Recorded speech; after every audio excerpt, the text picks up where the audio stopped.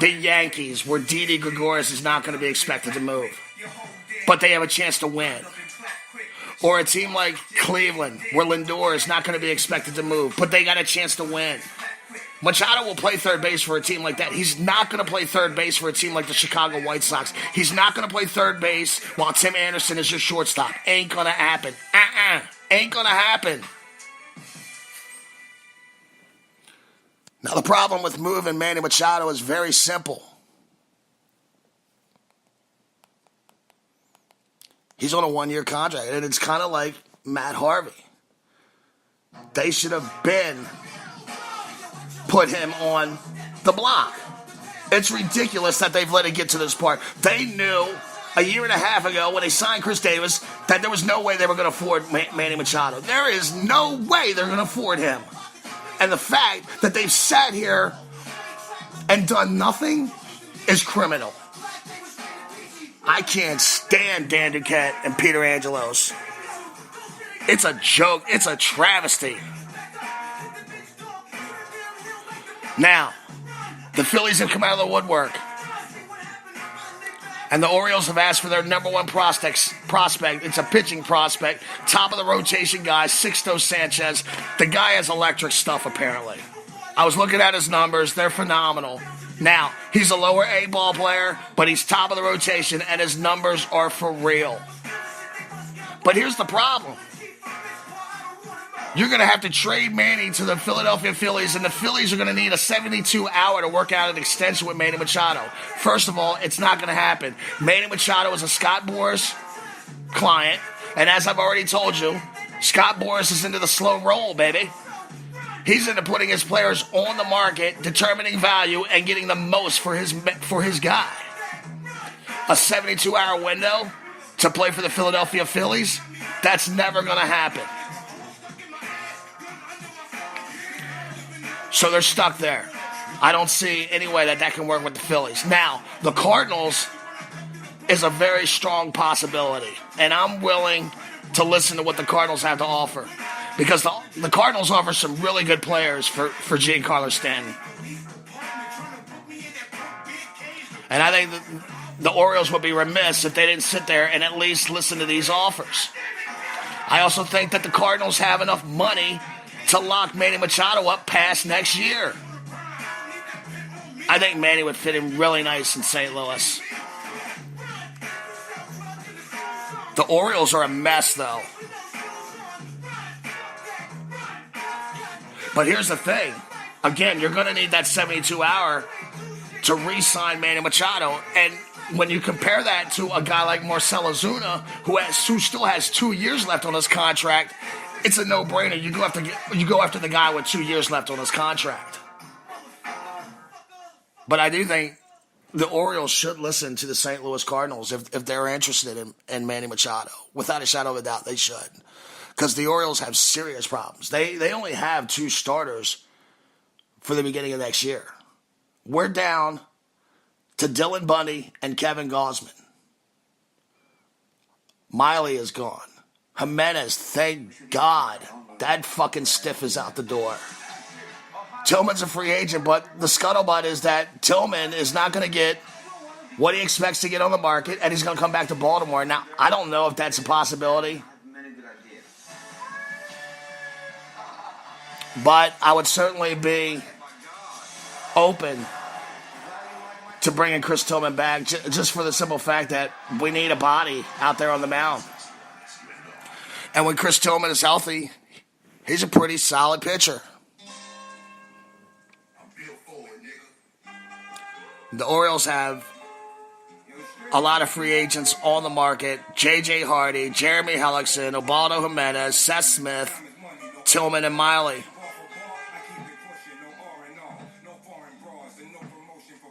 So, it remains to be seen what the Orioles are going to do. They should have traded Manny Machado last year. They really should have. And the fact that it's gotten to this point is just unbelievable.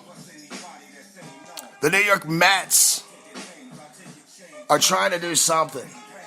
They're in talks with the Texas Rangers right now. There's a deal on the table. Matt Harvey for Profar, head up. 2 injury-plagued players. I think both of them have 1-year contracts left. And the Mets are kind of like the Orioles. They're a team that it could go either way for them, really good or really bad this year. But I think the Mets are probably in better shape. I mean, at least they got a 5-man rotation. You got Noah, DeGrom, Lugo, Matz, Gisselman. They got a new manager, Mickey Callaway, former pitching coach for the Indians. They finally fired their trainer, which I know Mets fans probably had a powwow after that. Ray Ramirez, they hit the bricks, kid. They're probably going to need a little bit of back-end rotation help. The bullpen with Familia, Ramos, and, if they could get a player like Brock or Britton. But I'm assuming that if they did get a Britton, they'd probably just try to flip him. Maybe a guy like Yelich to play in center. They got Conforto in center field right now.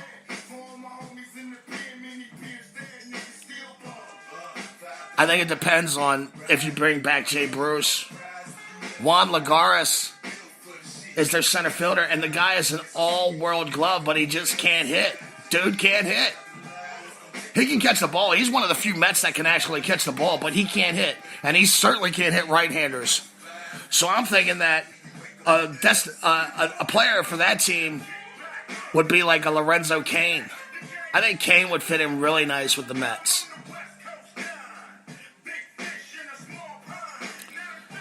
And I know that a lot of Mets fans are leery about a Harvey for Profar trade. Profar's had 2 shoulder surgeries.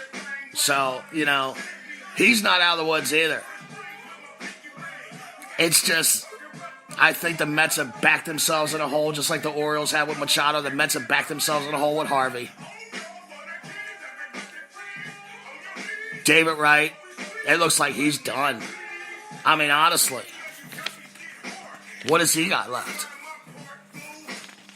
I know it's hard for the competitor in him to recognize and to admit it, but it's over, Johnny. It's over. So I'm assuming Asdrubal Cabrera would play third.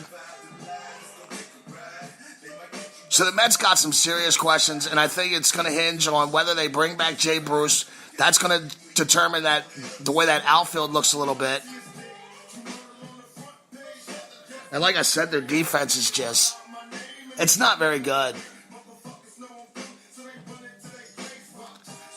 So I know Jorge Huertas is just holding out prayers that the Mets do something, that they shed their frugal label and actually spend some money. The Jake Robinson Sports Experience, Jake Robinson, the Human Podcast Machine on the Let's Talking Baseball Podcast Network. So to wrap it up, winter meetings underway in Orlando. JD Martinez is on the way.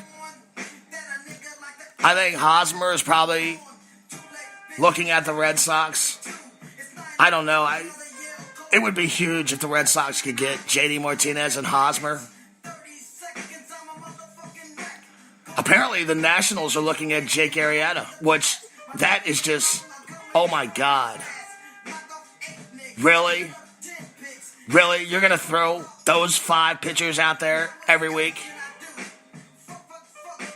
Scherzer, Strasburg, Gio, Arrieta, Roark. I mean, it doesn't get any better than that. And one thing about the Nationals, they've proven they'll build a super rotation. They probably look at the Orioles and laugh and say, you know what, we're never going to let that happen to us. Unbelievable. Separated by 45 miles, and it's like one team plays on the moon and one team actually plays in the major leagues.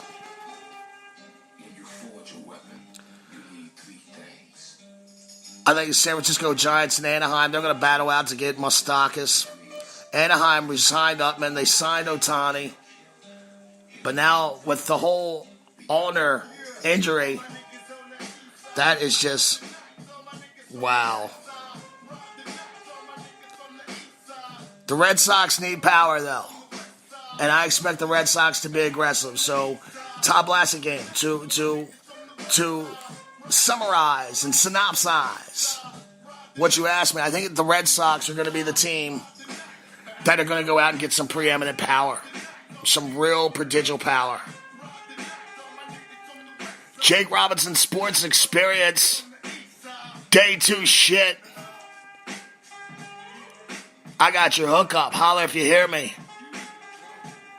I'll be coming out in a couple of days with a brand new podcast.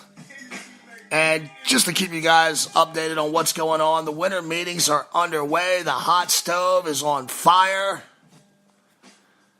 And life is good, you know.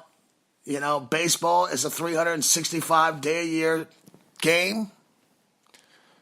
And we do our best to cover it every single one of those days. So thanks for joining in to the Jake Robinson Sports Experience. I'm Jake Robinson.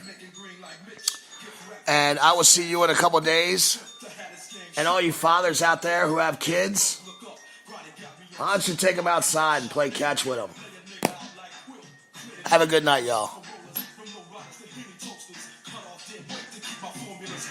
Accept the limitations, straight losing his stack. It's with his chances.